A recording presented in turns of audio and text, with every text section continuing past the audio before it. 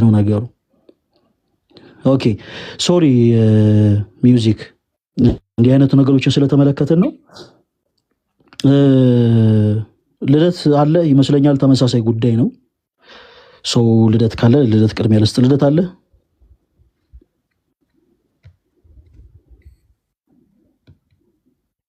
ኦኬ እሺ፣ ልደት የለም። ሚውዚክ እንደምን አለ? እስኪ በደንብ አድርገህ አውራን። አለ ልደት? እየነዳ ነው ፈለግዬ። አንድ ጊዜ እንትን ይበልና ይቀጥላል በዚሁ። እሺ መልካም። ሚውዚክ እንኳን ደህና መጣ። እንኳን ደህና ቆያችሁ። መልካም ኦኬ። እስኪ ምን አይነት ጉዳይ ነበረ ልታወራን የነበረው? ያው እስከ ዛሬ በጣም ያስቸገረኝ የነበረ ጉዳይ ስለነበረ ነው። አንደኛው ግብረ አውናን ማስተርቤሽን ሴጋ የሚሉት ማለት ነው። ሁለተኛው ደግሞ ቁማር ነው። ሁለት ነገር ነው በጣም እየተፈተንኩኝ ያለሁት። በግብረ አውናኑ ስነግርህ ኤግዛክት የጀመርኩበትን ቀን አላስታውሰውም፣ ግን በ12 ዓመቴ እንደዛ አካባቢ እንዳለው በዛን ጊዜ እንደጀመርኩት ትዝ ይለኛል። አሁን ላይ ያለሁበት ዓመተ ምህረት 25 ዓመቴ ነው። ኦልሞስት ወደ 13 ዓመት ያክል ይህን ነገር ስፈጽም ነበረ። ቁማሩም ኦልሞስት ከዛ እድሜ ጀምሮ ማለት ይቻላል ከ8ኛ ክፍል 2008 ጀምሮ በቃ ኦልሞስት እንደዛ አይነት ውስጥ ነው የነበርኩት። ነገሩ ተባብሶ አንድ በዚህ ነገር ይሄ ራስን ወደ መጥላት፣ ከሴቶች ጋር አለመቅረብ፣ ሴት እንደ ጦር ለመፍላት እንደዚህ አይነት ነገሮችን ያመጣል። ለማቆም ብዙ ነገሮችን ሞክሬያለሁ። ብዙ አይነት ቪዲዮዎችን አይቻለሁ። የቤክሰንም አይቻለሁ፣ የውጭ ቪዲዮዎችንም አይቻለሁ። ብዙ ነገሮችን ሞክሬያለሁ። ኢቨን ሁላ ይሄን ነገር ከፈጸምኩኝ ብረት ምጣድ ላይ እጄ አቃጥላለሁ፣ እንደዛ ብዙ እስከመወሰን ድረስ። ግን ያንን ነገር ከፈጸምኩኝ በኋላ ራሴ ላይ እንደዛ አይነት ነገር የመወሰን አቅሙ አይኖረኝም። ስለዚህ ተወዋለሁ። በንስሐ ሞክሬያለሁ። ከአንድም 2-3 4 ጊዜ ሞክሬያለሁ። ግን አብዛኛውን ጊዜ ይሄኛውን ነገር የንስሐ አባቶች አያውቁትም ስልህ ምን ያህል ከባድ እንደሆነ፣ ሰው በእንደዚህ አይነት ሱስ የተጠቃ እንደሆነ አያውቁትም። ሱስ ሲባል እነሱ የሚመስላቸው ብዙ ጊዜ የጫት የሲጋራ ነው። የመጀመሪያ ጊዜ ንስሐ ሲገባ የ1 ሳምንት ቀን ነው ነው። ያቺ 1 ሳምንት ድረስ ታገሳለሁ። ለምን እንደሆነ አላውቅም። ያ የሚፈታተነኝ ነገር አይኖርም ለ1 ሳምንት። ልክ ቀኖናን እንደጨረስኩኝ ግን ያ ነገር በጣም ተመልሶ ይመጣል። በጣም ያስጨንቀኛል። ለመጨረሻ ጊዜ ንስሐ የገባሁት የአሁኑ ፋሲካ ጊዜ ነው።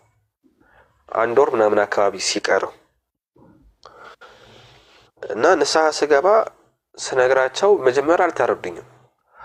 13 ዓመት በዚህ ሱስ ቆይቻለሁ ስላቸው የምን ሱስ አሉኝ። እና ከዚህ የተረዳሁት ነገር ምንድነው? የንስሐ አባቶች ራሱ ሱስ እንደሆነ አላወቁትም ይሁን አላውቅም። ከዛ በደንብ አስረዳዋቸው። ግብረ አውናን የሚባል እንደዚህ ስላቸው በጣም ነው የደነገጡት። የንስሐ አባቴ ንስሐ አባት ሳይሆን በቃ ንስሐ ዝም ብዬ ገብቼ ነው እሳቸው ስለማውቃቸው ምናምን በጣም ደንግጠው ይሄ እኮ በጣም የሚያስቀጽህ ነገር እንደሆነ፣ በጣም ከባድ ነገር እንደሆነ ነገሩኝ። ከዛ ይሄንን 1 ወር ነው ይሄ ቀኖና እንግዲህ 1 ሳምንት ምናምን ሲሰጥ ነው እስካሁን ሲሰጠኝ የማውቀው ንስሐ ስገባ። ይሄን 1 ወር አሉኝ። የመጀመሪያዎቹ 2 ሳምንቶች ለመርኩት። 2ኛ 3ኛ 4ኛ ሳምንት ላይ እየከበረ ይመጣ። ከዛ በቃ ግን በጣም እቋቋመዋለሁ። እንዲህ እንደሆነ አላውቅም። ጸሎት አደርጋለሁ፣ ስግደት አለ፣ ጾሙ አለ። የፋሲካ ጾም ስለሆነ ጾሙም ነበር። ልክ ቀኖና ያለቀው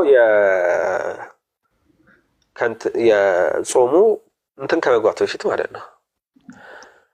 ህማማት ከመግባቱ በፊት ነው ቀኖና ያለቀው። ያችን አንድ ሳምንት ምንም የፈጸምኩት ነገር የለም። ልክ ፋሲካ ከገባ በኋላ ግን ድጋሚ ወደዛ ነገር ተመለስኩኝ። ግራ ገባኝ። እኔ እስከ ዛሬ ድረስ ያቆምኩት አንድ ሳምንት ነው። በጣም በረጅም ጊዜ ያቆምኩኝ የምለው አንድ ሳምንት ነበር። ልክ ይሄኛው ግን አንድ ወር ሲሞላኝ በቃ አቆምኩኝ ብዬ ነበር። በቃ ከዚህ በኋላማ አይመጣም ብዬ ነበር። ልክ ከፋሲካ በኋላ ልክ ፋሲካ እንዳለፈች በሰኞ ዕለት በማክሰኞ ዕለት ይሄን ነገር ሳረግ ግን አቆምኩ። በቃ አቃተኝ። ቁማሩም ልክ እንደዚሁ አቁሜ በዛው ቀን የጀመርኩት። ሁለተኛ ነገር ደግሞ ይሄን ነገር የምፈጸመው አብዛኛውን ጊዜ እንዴት ነው? ቁማር እጮታለሁ፣ ቤቲንግ እጮታለሁ፣ እበላለሁ። ስበላ እናደዳለሁ። ከዛ ራስን አረጋጋ የሚለኝ ስሜት የሚሰማኝ ያን ነገር ስፈጽም ነው። ጭንቅላት ያመነው ነገር ማለት ነው። ያን ነገር እፈጽማለሁ፣ እረጋጋለሁ። እንዴት ነው አላውቅም። በቃ ሁሉ ነገር የራሱ ጉዳይ። ይሄ ምንም አይነት ጉዳይ በቃ ከዛ በኋላ የሚወጡ ነገሮች ይሄ ያው ቁማር የምጮተው ሰራተኛ አይደለሁም፣ ተማሪ ነኝ።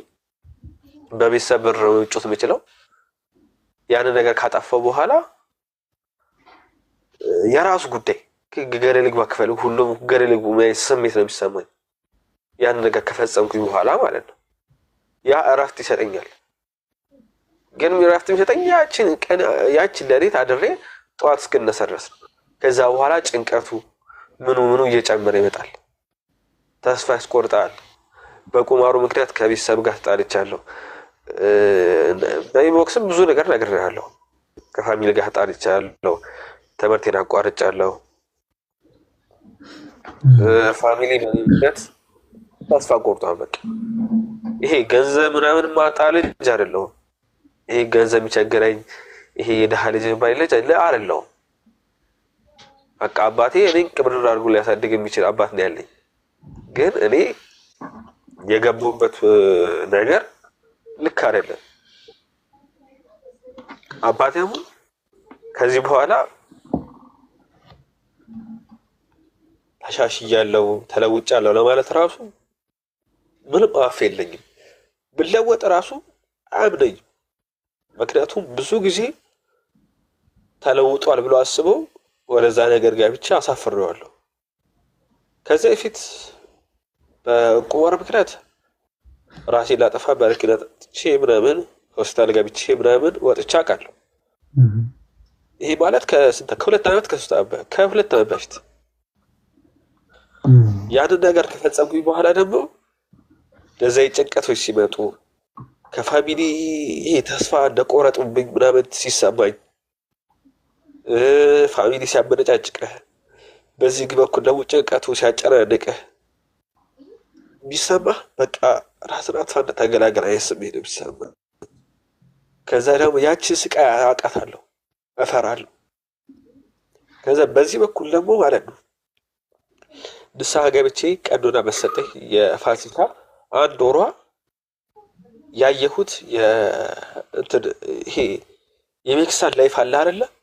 ይሄ መንፈሳዊ ላይፍ ያ ላይፍ ደግሞ በጣም እንደሚጣፈጥ ይሄ ሰላም ያለው ኑሮ አለ አይደለ? ምንም ነገር እኮ እጄ ላይ የለም። ከበፊት ያገኘሁት ነገር ምናምን እኮ የለም። ግን ሰላም ያለው ኑሮ ያቺ ህይወት ደግሞ ትዝ ትለኛለች። እስኪ ፈጣሪ ይቅርልኝ እላቃለሁ። ግን በምን አይነት ኃይል ልበለስ? ጉልበት አጠረኝ፣ ጉልበት አጣው። እንደነገርኩ ብዙ አይነት ነገር ሞክሬያለሁ። ልክ እንደዚህ ስሜት ሲመጣባችሁ ተነስታችሁ ስገዱ ምናምን አቅም አይኖርህም። በቃ ብዙ ሰዎች አሁን የሚረዱት አቅም አይኖርህም። በቃ ቀላል ነገር ነው፣ እጅ ላይ ያለ ነገር ነው። ተነስቶ ከመስገድ ይልቅ ለብዙ ሰው የሚቀለው ያን ነገር ፈጽመው ፈጣሪ ይቅር በላይ ማለት ነው የሚቀለው። እና አላቅም ብቻ እንዲህ እንደሚሆን አላቅም።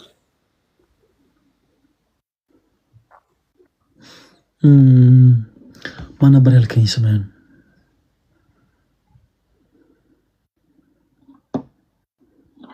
ፕሊስ አታልቅስ እና ማን ነበር ያልከኝ ስምህ? እጹብ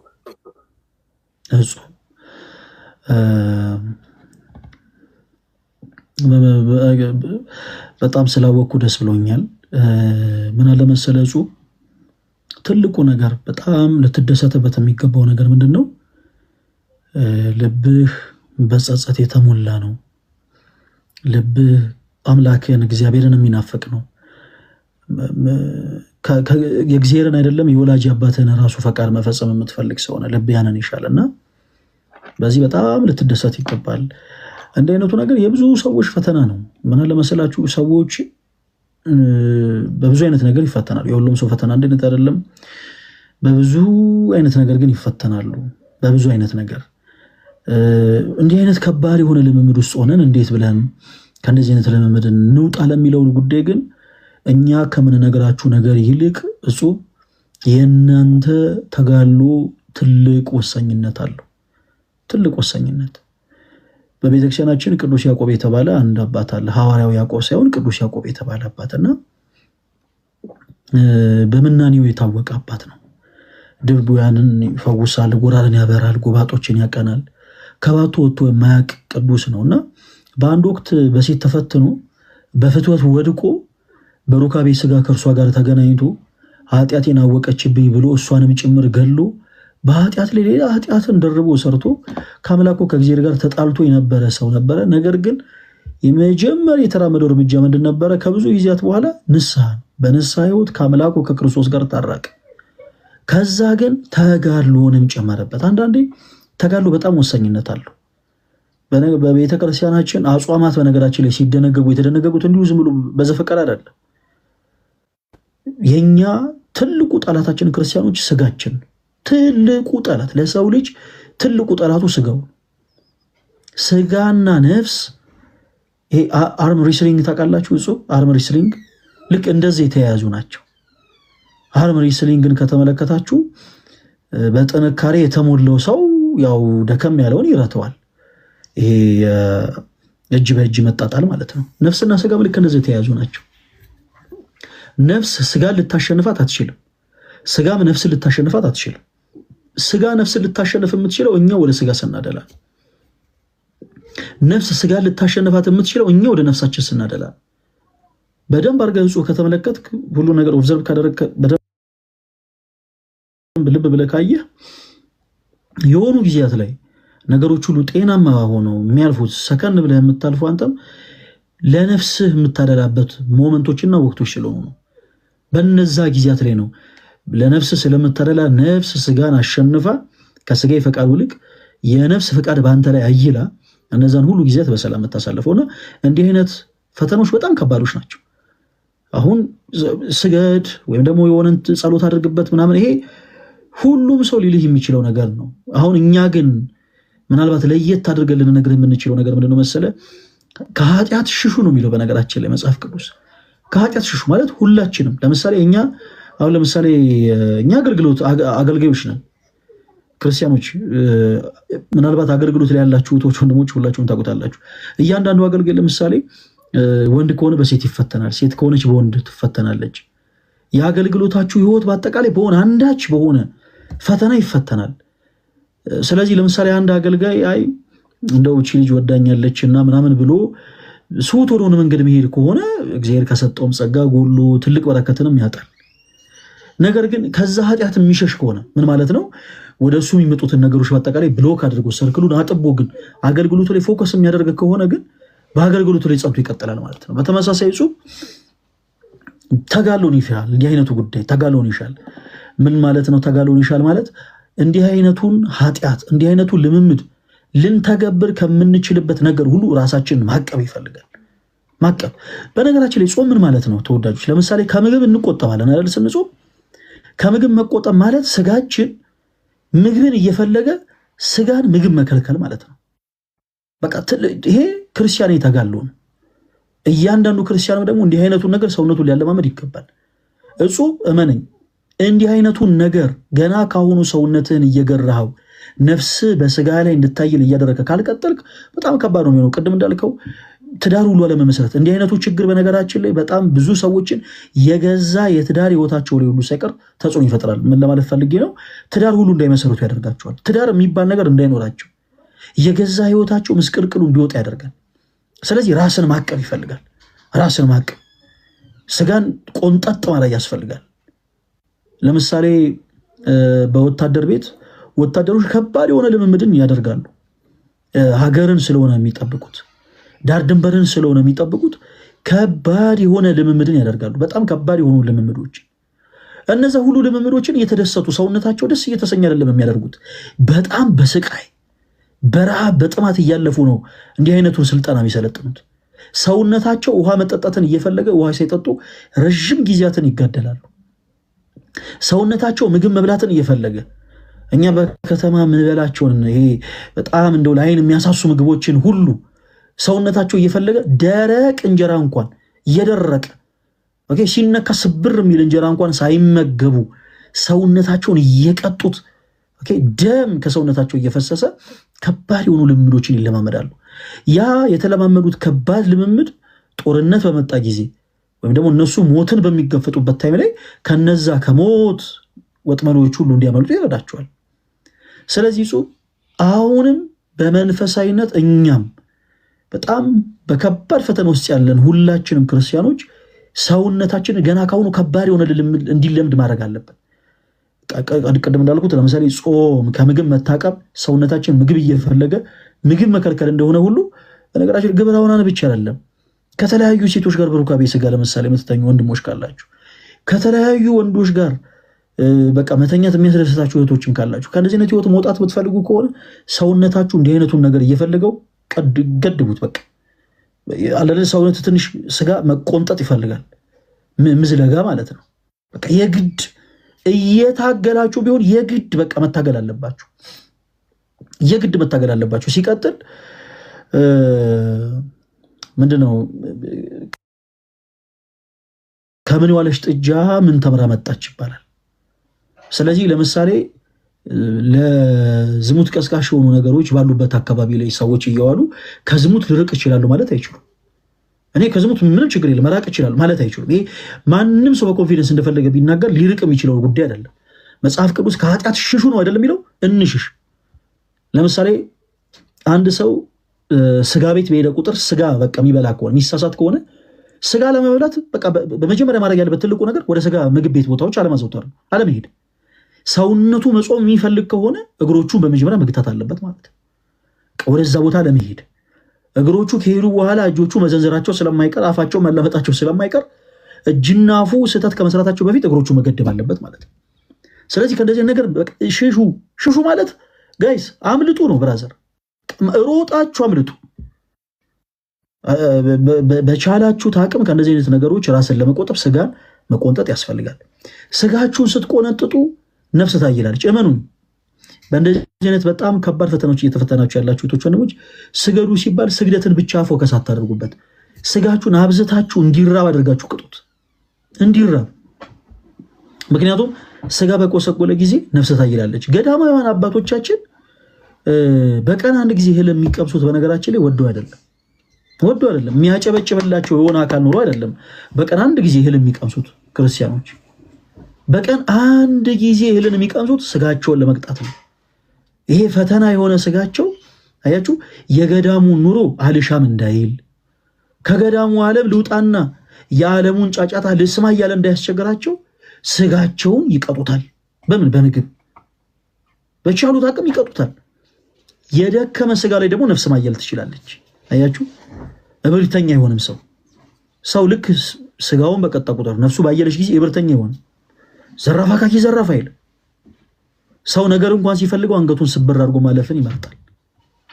ሰው መጥቶ በላዩ ላይ ሊያይልበት እንኳን ሲሞክር ራሱን ዝቅ አድርጎ ይቅርታ ጠይቆ ያልፋል።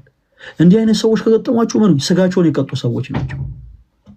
ስለዚህ ጹቤ ሌሎችም ሰዎች እዚህ ውስጥ ያላችሁ ወንድሞቻችን በአጠቃላይ ስጋችሁን ልትቀጡት ይገባል። ስጋችንን ካልቀጣ ነው ሁላችንም በአገልግሎት ላይ ያለነው እኛም ምዕመናን የሆነ ሌሎችንም ሁላችንም ስጋችን ካልቀጣ ነው በስተቀር ከስጋዊ ፈተኖች ልንሸሽ ልንርቅ አንችልም። ይሄ ሁሉም ሰው ሊገነዘበው የሚገባ ነገር፣ ሁሉም ሰው ሊገነዘቡ። ሌላው ጾም ተጨማሪ የቁማር ህይወት ውስጥም እንዳለ በጣም በሚገርም ሁኔታ ደግሞ ጉዳዩ ተያያዥ እንደሆነ በቁማር ውስጥ ሆነ ተወሰኑ ነገሮች ስትበሳጭ እንደ መፍትሄ ወደዚህ ነገር እንደምትገባ ደጋግመ ነገርናልና እንዲህ አይነት ነገሮች በጣም ብዙ ወጣቶችን በተለይ በዚህ ዘመን በጣም ብዙ ወጣቶችን እያጠቃ ያለ ነገር ነው። ክርስቲያኖች በእንዲህ አይነት ፈተና እየተፈተናችሁ ያላችሁ ወንዶችም እህቶችም በቻላችሁት አቅም በመጀመሪያ ቀደም እንዳልነው ስጋችሁን መቅጣት፣ ኦኬ፣ ነፍስ እንድታይል ማድረግ። ስጋን መቅጣት ማለት በማንኛውም ነገር የናንተ ስጋ በሚደክመው ነገር ሁሉ አድክሙት። እየፈጠነ ያለ መኪና በነገራችን ላይ በአንድ ጊዜ ለምሳሌ መንገድ የሚሻገሩ ሰዎች ቢኖሩ በአንድ ጊዜ ሰዎችን ላያተርፍ ይችላል። ነገር ግን ፍጥነቱን ቀንሶ እየሄደ ያለ መኪና ግን ሰዎች ላይ አደጋ የማድረስ አቅሙ የዛን ያክል የቀነሰ ይሆናል። ስለዚህ ስጋ ሲመቸው በጣም እየበራ ያለ መኪና እንደሆነ አስቡት። ስጋችሁን ደግሞ በጾም ስትቀጡት፣ ስጋችሁን በአንዳች ረሃብ ስትቀጡት ደግሞ ፍጥነቱን እየቀነሰ እንደሚሽከረከር መኪና አድርጋችሁ ሳሉት። በዛው ልክ ኦኬ 30 የሆነው በምክንያት ነው ትላላችሁ። 30 የሆነው በምክንያት ለዚህም አለው 30 የሆነው በምክንያት ነው። መቀዝቀዝ ያስፈልጋል። ሌላው ትልቁ መፍትሄ ምንድነው? የትዳር ህይወትን መገንባት ነው። የትዳር ህይወትን መገንባት ክርስቲያኖች በፈቃደ እግዚአብሔር ስሜታዊ ሳትሆኑ ኦኬ ለእንደዚህ አይነት ይሄ አማራጭ ስላጣው ተብሎ የሚገባበት ነገር አይደለም። ለእንደዚህ አይነት ሁኔታን በመቸኮል የሚገባበት ህይወት አይደለም። ትዳር እግዚአብሔር የቀደሰ ህይወት ስለሆነ ከእንዲህ አይነቱ ፍትወት ለመራቅ ሰዎች ይሄ ከተፈጥሮ መስራት ውጪ ስለሆነ ማለት ነው ወደ ተፈጥሯዊ ህግ እንዲመለሱ ሰዎች የግድ ትዳር የሚባለውን ህይወት መገንባት ይኖርባቸዋል። ማለት የጮኝነት ህይወትን መመስረት የጮኝነት ህይወትን የመሰረተ ሰው ወደፊት በትዳር ህይወት ጋብቻ ክቡር ነው ለመኝቶ መርኩሰት የለውም ስለሚል እግዚአብሔር ቃል ከትዳር አጋሩ ጋር ማለትም ትዳር መስርቶ ከሚኖረው የትዳር አጋሩ ጋር በሰላም በደስታ ኦኬ የሚያደርገውም እያንዳንዱ ነገር ደግሞ እርኩስ ሳይሆን የተቀደሰው ነው እንደሚቀጥል ስለሚረዳ ከእንዴት ፈተና ራሱን ያርቃል። ስለዚህ በቻላችሁ ታቀብ ጸሎት የአንደበታችሁ ቅልጥፍና አይደለም ሰዎች የሚገዛው። እህቶች እንደው ወንዶችን ማናገር እንፈራለን። የብዙ ሰው ትልቁ ችግር ያ ነው። እኛ ወንዶች እንዴት እናናገራለን? ወንዶችን ማናገር እንፈራለን።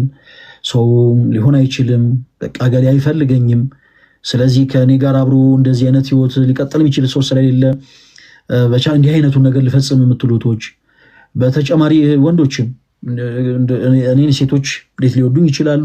እንዴት ሴቶችን ላወራ እችላለሁ? እንዴት ወደ ሴቶች ልቀርብ እችላለሁ? ነው ሴቶች እኔ ሊቀርቡኝ ስለማይችሉ እንዲህ አይነቱን ድርጊት ልፈጽም የምትሉ ወንድሞችም ጭምር ትዳር የእግዚአብሔር ስጦታ ነው። የማን ስጦታ ነው? የእግዚአብሔር ስጦታ ነው። ስለዚህ በእናንተ ቁንጅና አይደለም ትዳር ልትይዙ የምትችሉት፣ በእናንተ የአንደበት ቅልጥፍና አይደለም ትዳር ልትይዙ የምትችሉት፣ እናንተ በአካውንታችሁ በያዛችሁት ረብጣ በሆነ ገንዘብ አይደለም ትዳር ልትመሰረቱ የምትችሉት። ትዳር ልትይዙ የምትችሉት ከእግዚአብሔር ዘንድ በሚሰጣችሁ ስጦታ ብቻ ነው። ያ ደግሞ ስጦታን ለእናንተ ይሰጥ ዘንድ ያ ስጦታን ታገኙ ዘንድ ደግሞ ሁላችሁም በጸሎት ልትጠይቁ ይገባል። እግዚአብሔር ልትማጸኑት ይገባል። ሰዎች ለትዳር ብለው ይሰደዳሉ። ለትዳር ብለው በነገራችን ላይ ገደም ለገደም ይንከራተታሉ። ለትዳር ብለው ብዙ ዋጋ ይከፍላሉ። እናም ደግሞ እናንተም ለትዳር ሲባል ጸሎት ልታረጉ ሱባኤ ልትይዙ ይገባል። ምክንያቱም አንዱ ከዝሙት ማመለጫው አንዱ ትልቁ መንገድ ትዳር ስለሆነ ትዳር ነው። ኦኬ እንዲህ አይነት እህቶች ትኖራላችሁ መቼም። ምናልባት ይሄ እዚህ ላይቭ ላይ ቁጭ ብላችሁ እየተከታተላችሁ ከሆነ ምናልባት የዚህ ላይቭ ሪከርድ ደርሷችሁ ከሆነ እህቶቼ በአንዳች እንዳትጨነቁ። እኔ ጥሩ መልክ የለኝም፣ እኔ ጥሩ ሰውነት የለኝም፣ እኔ የሚጎለኝ ነገር አለ ምናምን እያልሽ ያለሽ እህቴ እግዚአብሔር የሰጠሽን ስጦታሽን አይቶ የሚያገባሽን ሰው የሚሰጥሽ እግዚአብሔር ስለሆነ በነገሮች ጸሎት ማድረግ ያስፈልጋል። ጸሎት ማድረግ እና ደግሞ ትዳር እንፈልጋለን ስላላችሁ ብቻ ደግሞ ትዳር ይኖራችኋል ማለት አይደለም። ለትዳር ደግሞ ሰዎች ለትዳር ህይወት ለመብቃት ቅድሚያ ማድረግ ያለባቸው ማሟላት ያለባቸው ነገር አለ። ወንድሜ ምናልባት እዚህ ውስጥ ያለ ወንድሜ ኦኬ በቻልከው አቅም የምትቀይረው ልብስ ሳይኖርህ እንደው ገሊትን ካላገባው ብሎ አካኪ ዘራፍ ማለት የለብህም።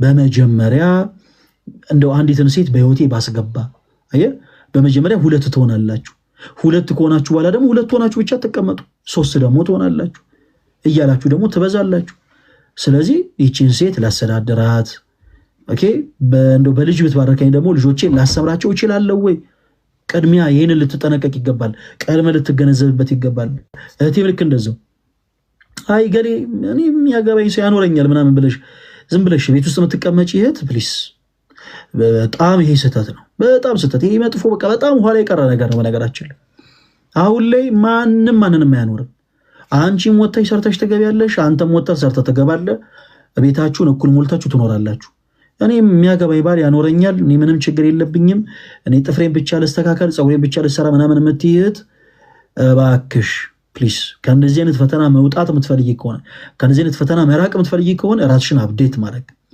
ኦኬ ወጣ ማለት በስራ ራሳችሁን ቢዚ ማድረግ በራሱ በነገራችን ላይ ከነዚህ ልምምድ እንድትርቁ ያደርጋቸዋል ሰዎች ትልቁ ለእንደዚህ አይነት ፈተና እንዲጋለጡ የሚያደርጋቸው ትልቁ ነገር ምንድነው መሰላችሁ በስራ ራሳን ቢዚ ያለማድረጋቸው ነው እመኑኝ ሳትመርጡ በሆነ ነገር ራሳችሁን ቢዚ ያደርጉ በሆነ ቁም ነገር በሆነ ነገር ብቻ ስራ በሆነ ጉዳይ ላይ ቁም ነገር በሆነ ጉዳይ ላይ ራሳችሁን ቢዚ ያደርጉት ከእንደዚህ አይነቱ ፈተና አንዱ ማምለጫና መራቂያ አንዱ መንገዱ ያ ነው እና እቴ እግዚአብሔርን በጸሎት ተማጸኚ ከእንደዚህ አይነት ፈተና እንድትርቂ ግብረ አውናን ተፈጥሯዊ የሆነ ነገር አይደለም መጽሐፍ ቅዱስ የሆነም ደግሞ ነገር ስላልሆነ ከፈቃድ እግዚአብሔር ውጭም የሆነ ጉዳይ ስለሆነ በቻልሽው አቅም ጸሎት ልታረጊበት ይገባል ከእንዲህ አይነቱ ነገር ለማምለጥ ትዳር መሰረታዊ ነገር ስለሆነ ሲቀጥል ደግሞ ራስሽን ልታዘጋጅ ይገባል አንቺ የምትመኙ ወንድ እንዳለ ሁሉ በተመሳሳይ አንቺም ያ ሰው የሚመኛት አይነት ሴት እንድትሆኚ ራስሽን ማዘጋጀት አለብሽ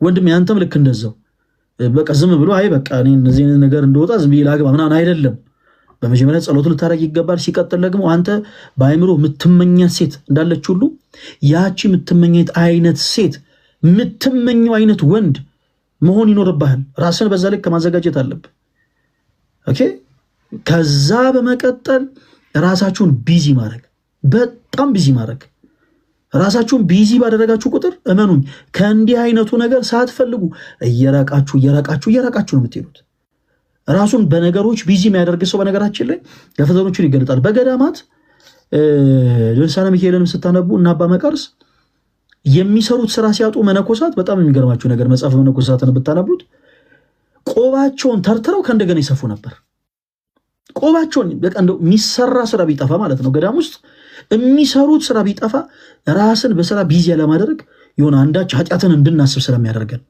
ስጋችን በተፈጥሮ በቻሉት አቅም ቆባቸውን እንኳን አስኬማቸውን ማለት ነው አስኬማቸውን አውልቀው ፈተው ተርትረው ከእንደገና ይሰሩት ነበር ይሰፉት ነበር ቀሚሳቸውን አውልቀው ተርትረው ከእንደገና ይሰፉት ነበር ሰፊድና ሰሌን ከእንደገና ይሰሩ ነበር ለምን በስራ ራሳቸውን ቢዚ ለማድረግ በገዳም ያሉ አባቶቻችን በስራ ራሳቸውን ቢዚ ለማድረግ ነው በተለያዩ ገዳማት ላይ ስትመለከቱ ፍራፍሬ የሚተክሉት እርሻ የሚያርሱት ምን የሚሉት ምንም የገንዘብ ናፍቆት ኖሯቸው አይደለም ተወዳጆች ምንም የገንዘብ ናፍቆት ኖሯቸው ሳይሆን ራሳቸውን ቢዚ ለማድረግ ነው ለምን ስራ ለመስራት ለፈተና እንደሚያጋልጣቸው ያውቃሉ ስራ ሰርተው ፍራፍሬዎችን ቢሸጡ በጣም የሚገርማችሁ ለሆዳቸው አይደለም ትልልቅ ጾሞችን እንደው ሰቅሎ አስቀምጦ ለመብላት አይደለም ተወዳጆች ለገዳም አገልግሎት ጧፍ እጣን ዘቢብ ገዝተው ለመገልገል ለዛ ይውሉታል እንጂ ለሆዳቸው የሚሮረጡ ገዳማውያን አባቶች የለውም እግዚአብሔር ይመስገን እና በገዳም ያሉ አባቶች እንኳን በዚህ ልክ የሚለፉት የሚሰራ ስራ በጠፋበት ሰዓት ማንም ሳይቀጥራቸው መዶማ አካፋ ይዘው ወጥተው እየቆፈሩ እየኮተኮቱ የሚሰሩት በስራ ራስን ቢዚ ያለማድረግ ለፈተኖች እንደሚያጋልጥ ስለሚያውቁ ነው ስለዚህ መጾብዬ በነገሮች ራስን ቢዚ ማድረግ ያስፈልጋል ሲቀጥል ከኃጢአት ሽሹ ማለት በቃ ሮጣችሁ አምልጡ ማለት ነው ወደ ቤታችሁ ስትገቡ ከኋላችሁ የሚከተላችሁ ሰው ቢኖር መቼም ቆማችሁ አታዩ አይደል የሆነ ጨለማ ውስጥ ፊቱ የማይታይ የሆነ ግድንግድ የሆነ ነገር ከኋላችሁ ቀስ እያለ የሚከተላችሁ ከሆነ መቼም ጋይስ ሁላችሁም ቆማችሁ አንተ ማን ነህ ምን እያደረክ ነው ወዳጅ ምናምን አትሉ ምንም ጥያቄና መልስ የለም ወይ ኮቴውን ወይ ዞር ብላችሁ እንዳያችሁት ሮጣችሁ እንደምታመልጡ ሁሉ በተመሳሳይ እንዲህ አይነት ነገርም ደግሞ እንዳይፈጠር ኦኬ ምን አይነት ቦታ ሱን ነው ለነዚህ ነገር መጋለጠው የሚለውን ነገር በመጀመሪያ አእምሯችሁ ላይ በደንብ መዝግቡት። ከዛ ነገር ሮጦ ማምለጥ አለቀ። የሮጦ ማምለጥ ቅድም እንዳልኩት መብላትም የማያስችላቸው ሰዎች አሉ። አሁን ቆመው ለምሳሌ የሆነ ቦታ ላይ ገብተው እኔ በአሁኑ ምንም ወልፈት የለም እጾማለሁ አለቅ እጾማለሁ ብለው ቃል ከገቡ በኋላ ዙሪያቸው ያሉ ሰዎች እጅግ በጣም እንደው አለል የሚያሳሳ የሆነ አንዳች ምግብ አምጥተው ልክ ሲበሉ እንደው በቃ የዛሬ ልብላ እንደው ምን የኔስ ነገር እያሉ የሚበሉ የማያስችላቸው ሰዎች አሉ። እነዚህ ሰዎች በእነዚህ ፈተና ላለመውደቅ ምንድነው ማድረግ ያለባቸው? ከእነዚህ አይነት ቦታዎች መሸሽ። በተመሳሳይ እኛም ለእንዲህ አይነቱ ነገር የሚዳርገን ነገር መሸሽ፣ ራስን ቢዚ ማድረግ። ኦኬ ራስን ቢዚ ማድረግ። ሁሉ በላይ ደግሞ ዋነኛው ደግሞ ስጋን በሚገባ መቅጣት። በሚገባ ሁላችን ይመለከታል። ስጋችንን ካልቀጣ ነው ነፍሳችን ልታየል አትችልም። ስጋችን ስንቀጣ ነፍሳችን ታየላለች። ነፍሳችን አየለች ማለት የስጋን ባህሪ ታሳስበናለች ማለት አይደለም። ስጋ ሲያይል ትዕቢትን፣ መታጀርን፣ ጸብን፣ ዝሙትን፣ ማመንዘርን፣ ኦኬ ነፍስ ማጥፋትን የተለያዩ ነገሮችን ያሳስበናል። ስጋ ደግሞ ነፍስ ስታይል ደግሞ በንስሐ ሕይወት መመላለስን፣ ሰዎችን ይቅር ማለትን፣ አያችሁ ቅዱስ ስጋው ክቡር ደሙን መብላትን፣ መጠጣትን፣ ራስን ወደ ቤተክርስቲያን ማቅረብን እኒህን ሁሉ ነገሮች ታሳስበናለች። ስለዚህ እጹዬ በእንዲህ አይነት መልኩ እንድትሞክሩ በለው ጊዜ ስም ጠይቃለሁ። ትልቁ ነገር ተጋድሎ ነው። በቃ ባጭሩ እኛ ከምንነግራችሁ ነገር ይልቅ ምን ይፈልጋል ብያችኋለሁ የኔ ተወዳጆች? ተጋድሎ ይፈልጋል። በቃ የእናንተን ተጋድሎ። ሁሉም ሰው እንደተሰጠው ፈተና እንደተሰጠው ጸጋ ሊገድል ይገባል። ካልሆነ ግን ፈተና ልንረታ ፈተና ልናንሸንፍ አንችልም። እና እጹዬ ጥሩ እንደተረዳኝ ተስፋ አደርጋለሁ። አዎ ተረድቻለሁ። ለመጨረሻ ጊዜ አንድ ነገር ማውራት ይኖርብኝ አላውቅም። ተማረክ ያልከው በዚች አንድ ይሄ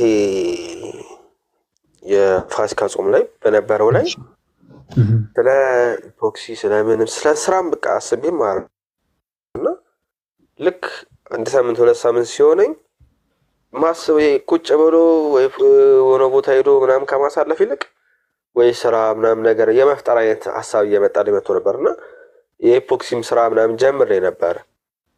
ከዛ እንዳልኩ ከፋሲካ በኋላ ሁሉም ነገር ግፋ አድርጌ ትቼ ምናምን ስንት ውጥንቅጥ ውስጥ ገብቼ ያለሁትና አሁንም ድጋሚ እንዳልኩ ትምህርት ምናምን በክፍያ ምክንያት አቋርጫለሁ። ነገር ያለው ቁማር ምናምን ምክንያት እዳ ምናምን አይኖርብሃል። ቁማር ነስጮት የተበዳደርክ ምናምን ነስጮትና ድጋሚ አሁንም ያንን ገንዘብ ለመመለስ ቢሆን ወደ ቁማር መመለስ አልፈልግም።